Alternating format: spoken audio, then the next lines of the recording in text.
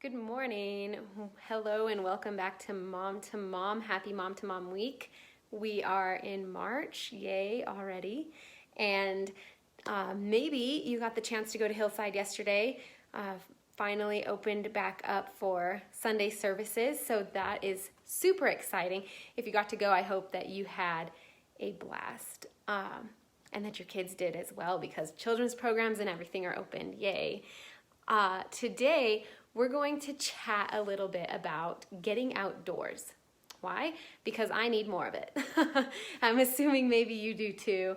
Our kids need more of it. We need to be outdoors. The weather's getting better. It is almost springtime and things are opening up. Yay, yay. Let's talk about getting outdoors. Actually, I know getting outdoors sometimes for me doesn't go as planned. Even when I've planned this afternoon, after nap time, we're gonna go do XYZ. If things get a little bit unruly around here, or I get caught up in things I want to be doing or need to be doing, oh man, sometimes my default is like, nope, we're not doing what I said we would do. Nope, we're not going to the park. Nope, it's just how the day flows sometimes. But I'm trying not to do that as much. We want to get outdoors. And if you're familiar with the Charlotte Mason education method, it was named after a British educator named Charlotte Mason. But anyway, she was a British educator, I think around the late 1800s. She said that kids should be getting 4 to 6 hours outside per day, yes, per day, on every fine day between April and October. That seems like a lot to me. Maybe it does to you too.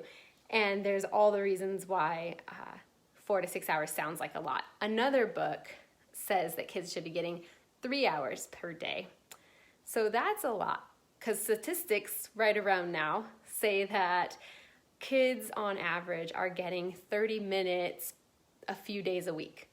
So there's just a big disparity between 30 minutes a couple days a week, which averages out to maybe a few minutes a day, versus 6 hours a day, right? So there's a lot of in between in there. So we want to talk about maybe how to get outdoors and why that's important. And I'm not saying this to put on more pressure of like, oh my gosh, I'm not outdoors 6 hours a day. Well, life, But instead, maybe we can take some of this information and use it to our advantage. I know that I sometimes need a reason. Sometimes I need to give myself permission to drop what I'm doing and just go enjoy the outdoors. Knowing things like numbers or what's recommended, for me, that's just something extra in my back pocket to pull out. If my kids want to resist going outside, I can say, well, blah, blah, blah. Here's all the reasons why we're doing it. Because it's important for your health.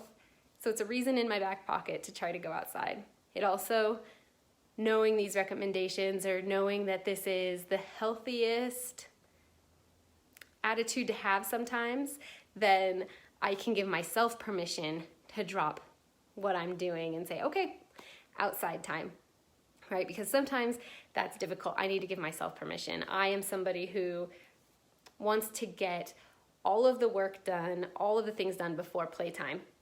And I want to work off of a checklist. So maybe you're just like, no way, we start the day going outside. That is awesome. I want to, for myself, get a little bit more in that habit and routine. But I like to check off everything and then say, okay, now is playtime, now is free time. But instead, if we go, well, we're going to take some of our learning, or there's all these other things we can do while outdoors, I can work with my laptop outdoors and my kids can be doing what they want, right? So maybe if I shift that perspective a little bit, we'll get snippets more of outdoor time.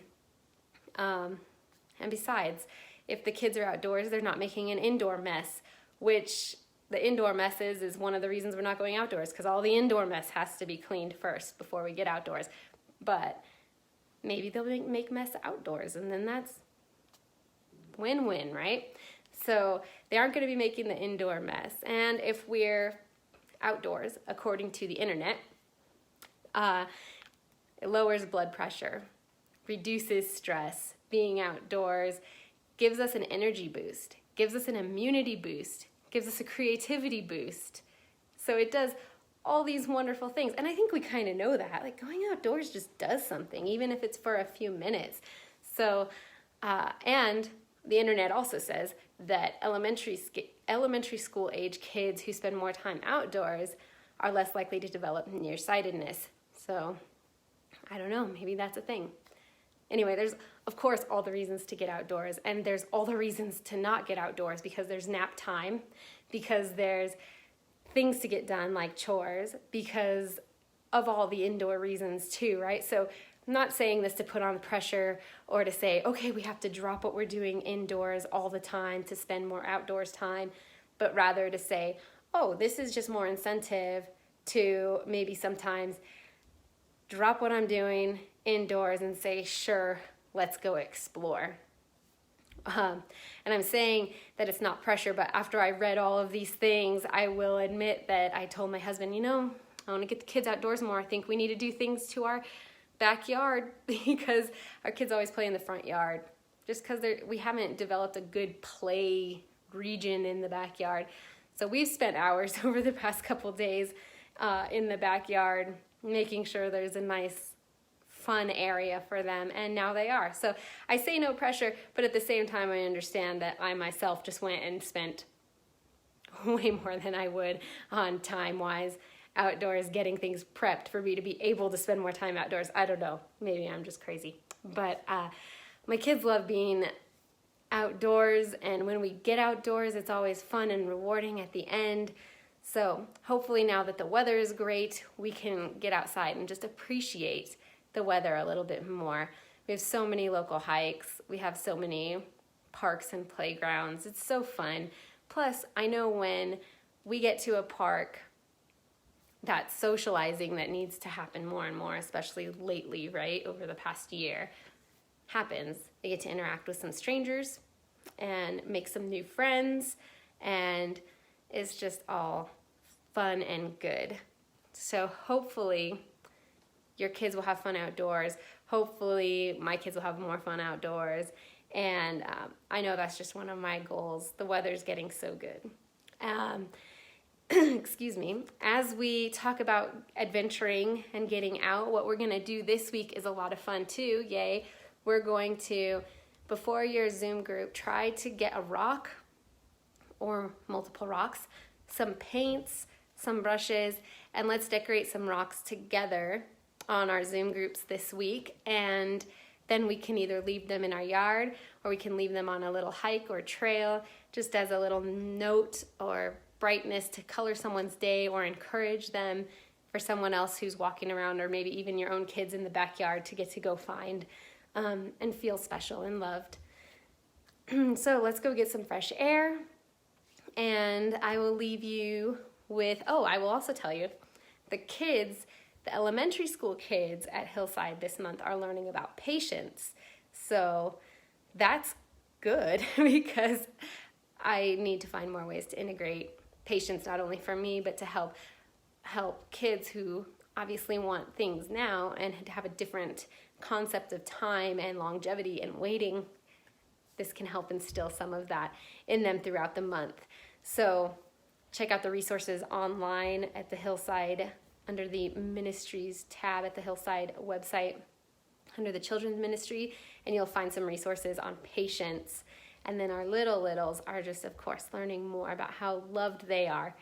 So good things going on, turning a new leaf into spring.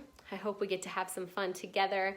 And before we go, I will leave you with Psalms 19:1, which says, "The heavens declare the glory of God. The skies proclaim the work of his hands." Getting outdoors, we get to see so much and appreciate so much. Have a wonderful week, and we shall chat soon. Bye.